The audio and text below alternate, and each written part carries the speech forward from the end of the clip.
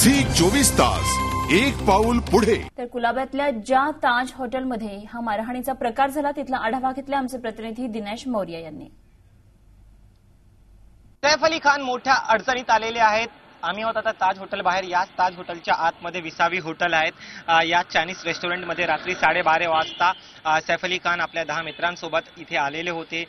जेवण करत असताना ते खूप गोंधळ घालत असताना सैफ अली खान च्या टेबलच्या बाजूला जी शर्मा कुटुंबीय बसलेले होते त्यांनी सैफ अली खानला रिक्वेस्ट केली की जास्त आवाज करू नका, शांततेत तुम्ही जेवण करा। पण याने सैफ अली खान इतके भडकले की त्यांनी आपल्या मित्रांसोबत या शर्मा यांना थेट मारहाण करायला सुरुवात केली। या मारहाणीत शर्मा यांच्या नाकाला फ्रॅक्चर आलेला आहे, नाकाची हाडं तुटलेली आहेत।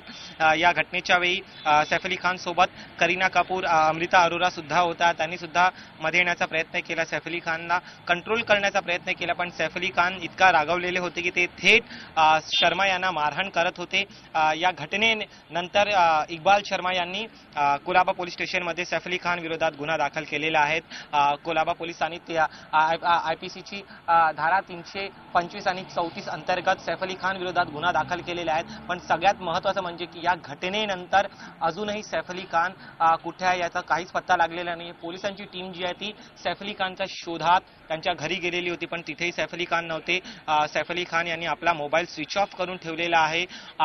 सैफ अली खान कुठे आहे याचा शोध घेण्यासाठी मोठ्या प्रमाणावर प्रयत्न सुरू आहेत, पण अजूनही सैफ अली खान संदर्भात कुठलीही माहिती जी आहे ती पोलिसांना लागलेली नाही आहे। सैफ अली खान यांना अटक होणे एकदम अटळ आहेत।